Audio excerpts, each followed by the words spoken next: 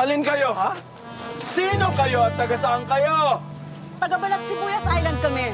Hilagang bahagi ng Balat Lupa. Makikifyasa lang sana kami pero hindi kami ni Orient. Na hindi pala welcome ang mga kagandahan namin dito. Parang may naamay akong alin. Malansa. May mga alin. Bakla dito. Ganitong nung alin. Nung nahuli ko si Diosdado. Bakit man mga bakla kayo? Kaya ako alin. Baka naman nasa harapan ninyo. Tama. O baka nasa tagiliran. Hindi nyo na kailangan problemahin pa yan, Kapitan Tibo. Ako mismo maghahanap ng mga bakla dito sa Balat Lupa. Makikilala ninyo kung sino ang baklang nagtatago sa palda ng kanyang asawa. At ang huling berheng bakla sa Balat Lupa. Sinasabi ko na nga ba na may alin? May bakla pa sa Balat Lupa. Kanya pala alin. Nagkakagalis-galis ang asawa ko. Ano ako? Inaano nyo ba kami? Ha? Nag-aanuhan ba tayo dito? Itigil ang piyesta. Hanggat di nahuli ang alin, ang mga baklang salot na yan. Kung inyong mamarapatin, Kapitan Tibo, nais ko sanang manatili dito sa Balat Lupa hanggang sa makasiguro at makilala ko kung sino ang mga bakla dito. Nais ko sanang inyong basbas para makapag-imbestiga. Binabasbasan kita kasama ang alin, ang Holy Name Association. At magawa mo lahat ang paraan sa tripong mahuli ang alin, ang mga bakla. Birhen man o hindi!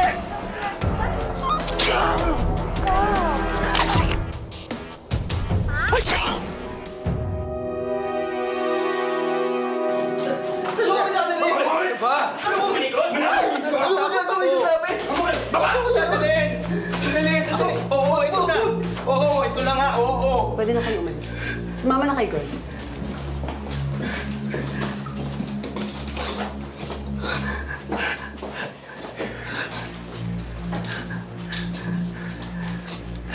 Ba't mo ito ginagawa? Sino ka ba? Ano bang ginawa namin masama sa'yo? Hindi ba sinabi ko na magkakaroon ng beautiful show? At may baklang malalantad. Ikaw nagpadala ng sulat at construction supply kay Padre Nandin? Ikaw din si Mrs. Roberts? Ikaw din na nagpadala ng sulat kay Demi? Tama ka! Magaling! Tingnan mo ang sarili mo. Hanggang ngayon, takot na takot ka pa din. May makaalam na bakla ka.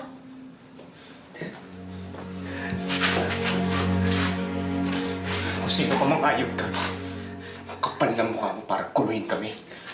Hindi ba mas makapal ang mukha ninyong mga ako? Na walang iwanan sa hirap man o ginhawa? Na ang Tres Marias ay isang pamilya? Pinipiling Pagkawan 1965 Ireldita Tiga Anong Kagandahan!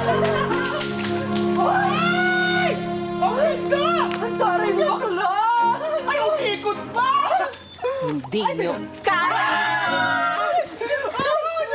Ako pa bakla? Bis! Bis! Asa hato hayaman na Ang galing mo! Ang galing mo doon! Ang galing mo doon! Para kasi Gemma Cruz! Ang ganda mo! Siyempre gawa ko lang ito. Ay, basta ha, walang bukuhan. Alam nyo naman si Kapitan Tibo, grabe yung mga alipusta ng mga bakla eh. At dapat, ipagtatanggol natin ang isa't isa. Tama, ang isa para sa lahat. Ang isa para sa lahat! Diosdado? Ako nga. Ako yung baklang nagpahuli para makatakas. Ang baklang pinalaya sa Balat Lupa para mailigtas kayo! Ang baklang sumalo sa lahat ng sipa! Suntok at tadyak! Nakakala ko isasalor ninyo! Niresabi niyo magkakapatid tayo!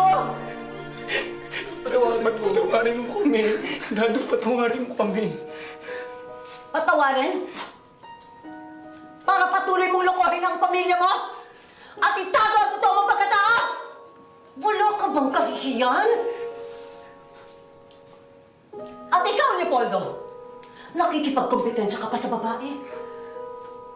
Ano ba talaga ang intensyon? Bakit mo pinag-aaral si Don?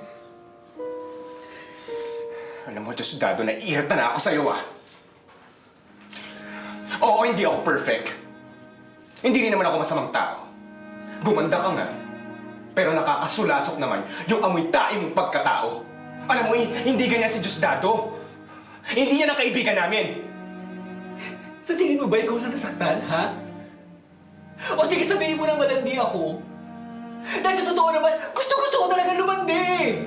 Gusto ko landiin si Dobbs. Pero ba sa tingin mo nananatili pa rin akong birhen, ha? Dahil sa tuwing gusto ko tsupa ng lalaki, lagi ko naiisip yung masamang ginawa nila sa'yo eh. Hindi ka namin iniwan. Pinili lang namin protektahan yung pamilya namin. Para kay Maring at Toto, na hanggang ngayon patuloy mong pinagsisinungalingan! Dati nagmahal lang ako ng dalawa. Pero hindi ibig sabihin nun, niloloko ko yung isa.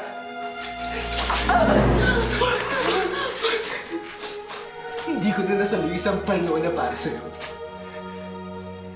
Para sa dating kaibigan. Pero hindi ko naahayaan mangyari ulit yun na mawalan ako ng kaibigan dahil hindi ko siya naipagtanggol. Kaya sige, buhos mo sa akin lahat ng galit mo. Ayan na!